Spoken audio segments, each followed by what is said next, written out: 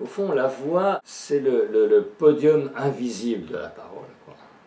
C'est-à-dire qu'il y a effectivement l'organisation des mots, des idées, la structure du discours, mais en dessous, il y a ce qu'on appelait le souffle de la parole. Quand on parlait, dans nos classiques, on parle d'épopée, etc. Et ce souffle, c'est la dynamique sous-jacente sous les mots. C'est effectivement ce qui fait que les mots vont prendre chair parce qu'on les met bien en bouche, on mord dedans. C'est ce qui fait que la voix et que la compréhension du discours va devenir vivante parce que la voix va, comme on dit, moduler, elle va monter, elle va descendre, elle va bouger. C'est parce que la voix va donner du rythme à ce discours, que la voix va également créer des silences, parce que c'est à travers les silences qui existent entre les mots, entre les phrases, qu'on recrée l'attention. C'est-à-dire qu'à travers la voix, il y a une respiration commune qui se fait avec le public. D'ailleurs, on entend bien, on ressent bien que quand quelqu'un est à l'aise, on est à l'aise. Quand on a un orateur qui a la pression, qui pousse et puis qui est pressé, etc., à l'intérieur de nous, en tant que public, c'est pareil, on commence à avoir la pression. Si un orateur est assez monotone et qui nous parle avec une voix un petit peu là, au bout d'un moment, on s'endort. C'est-à-dire qu'il y a vraiment une relation physique. On oublie que la voix, c'est une relation physique. En même temps que je parle, je fais bouger des molécules d'air qui font bouger les marteaux, l'enclume dans l'oreille, qui font... Voilà. Donc c'est comprendre que celui qui parle, il est physiquement dans cette dynamique, et les mots, bien sûr, les mots du discours sont animés par cette dynamique-là. Alors je dirais qu'il y a une voie idéale pour le moment, pour l'instant, c'est-à-dire qu'entre un politique qui s'exprime en plein air, comme ils vont le faire l'un à Vincennes, l'autre à la Concorde, bon, pour un politique qui s'exprime en plein air, il y a une certaine forme, et pour quelqu'un qui s'exprime vis-à-vis, en proximité, il y a une autre forme. Bon. Et c'est vrai que la voix a toujours été faite pour ça. Elle a été faite pour parler loin, appeler les bestiaux, les vaches, les moutons, ou bien parler autour de la table. Bon. Et c'est vrai que certains, là aussi, sont meilleurs que d'autres. Rien qu'en écoutant les bulletins de la campagne électorale, ils ont chacun on entend qu'il y a des différences de voix, et le meilleur, enfin je le dis comme ça, c'est pas forcément ma tasse de thé, mais le meilleur c'est Sarkozy par exemple.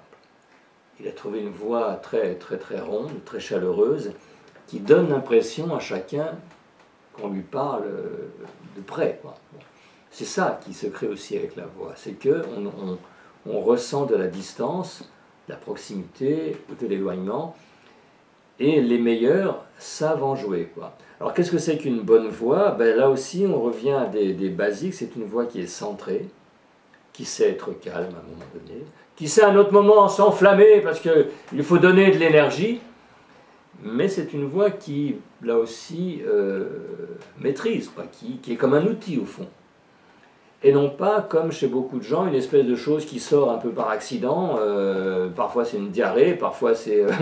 bon, celui qui s'en sert sait que c'est un outil, et que même entre une information, un discours politique, un cours, ou un management, ou une vente, la notion de voix, la notion de posture vocale même, va être différente.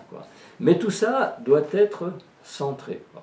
C'est-à-dire que dès que si on est à proximité, que je me mets à parler comme ça, bon, bah, je vais répondre à vos questions, il n'y a pas de problème, je dis, mais qu'est-ce qui lui arrive, bon. Et il y a beaucoup de gens qui parlent avec une voix qui monte, qui s'énerve, ou qui est sous pression, ou qui parlent en autogeste, je vous répondre. Bon, d'accord, et au fond, c'est ressentir qu'il y a une cohérence entre la personne et sa voix,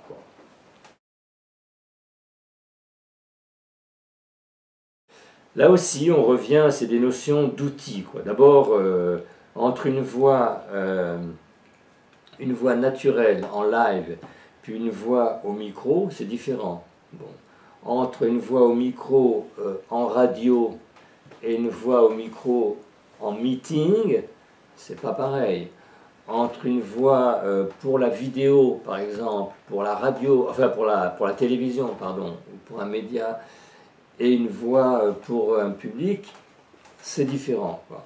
Alors là on entre dans des choses plus techniques, c'est-à-dire que il faut là aussi savoir où on va parler, à qui, dans quel type de salle, quel type de sonorisation.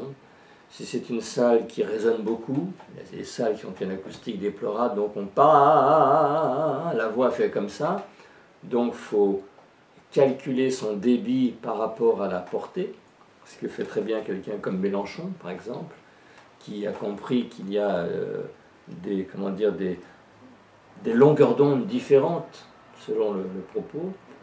Bon, c'est quelque chose, on va dire, plus technique, quoi.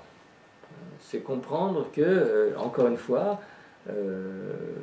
chaque situation amène des comportements différents, mais comme dans la vie, quoi. Je veux dire, entre rouler à vélo, rouler à moto, rouler en voiture, je dirais qu'à la limite, c'est se déplacer, mais on fait attention différemment ou on gère différemment la distance. Ben, c'est un peu ça, quoi.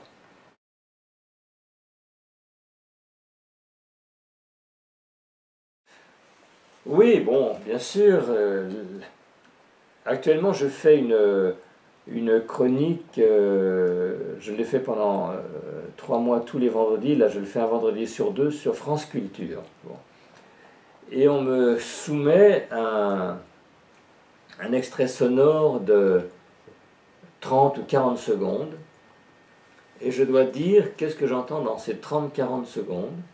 Donc on m'a fait écouter tous les politiques de la campagne, et c'est clair qu'on entend, quand on écoute, au fond, la voix est un petit peu, c'est aussi quelque chose que j'analyse comme ça, est comme une empreinte, c'est-à-dire avec une épaisseur.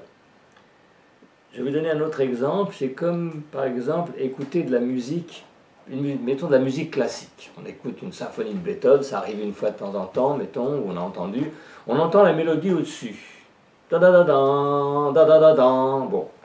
Et puis, si quelqu'un attire l'attention, il va nous dire, tiens, écoute, parce que là, derrière, il y a un cuivre, tu vois, il y a une trompette qui sonne, et puis, ah, ben écoute, parce que derrière, il y a des violons qui viennent, et puis, ah, écoute, il y a un coup de tambour là. C'est-à-dire que petit à petit, on entend que le son a une épaisseur. D'accord ? Et pour la voix, c'est pareil. Quand on écoute, comme on le fait au quotidien, on ne fait pas attention à tout ça. Mais quand on commence à prêter attention, c'est ce que je fais, j'entends des petites hésitations, ou j'entends une forme d'accent, ou j'entends quelque chose qui relève de l'indifférence, ou de l'énervement, ou du doute. Un certain nombre de choses qui vont très très loin, parce qu'on peut même entendre que des indices qui nous donnent l'origine de la personne, ou de sa région, ou une forme d'accent. Voilà, c'est comme comme le décryptage d'une enquête. J'imagine que la police, ou je sais pas, quand ils écoutent, puisque la voix est souvent utilisée comme une identification originale, quoi, hein, c'est vraiment une empreinte, quoi. Donc c'est pareil, ils écoutent, et puis petit à petit, on a des informations, quoi. Que ce soit bien sûr pour des hommes politiques ou pour tout un chacun, quoi.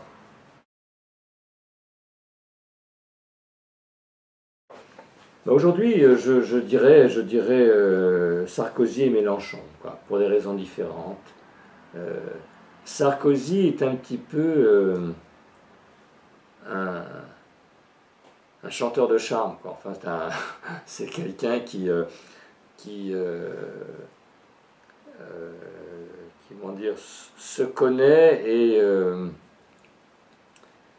et la joue sentimentale, quoi.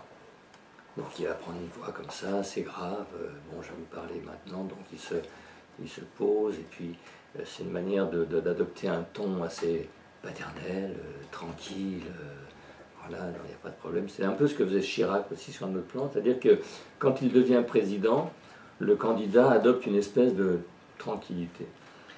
Et Mélenchon, j'aime bien, parce que Mélenchon, c'est un jongleur de mots, c'est quelqu'un qui amène beaucoup de sensualité, beaucoup de jeu, qui mord dans les mots, qui a des accélérations, des énervements, qui fait bouger la langue, quoi. Et c'est un vrai film. Alors certaines personnes trouvent que des fois il s'emporte, il s'énerve. Moi je dirais que c'est l'aspect affectif, mais il n'y a jamais de méchanceté. Enfin moi je ne le ressens pas comme ça, quoi.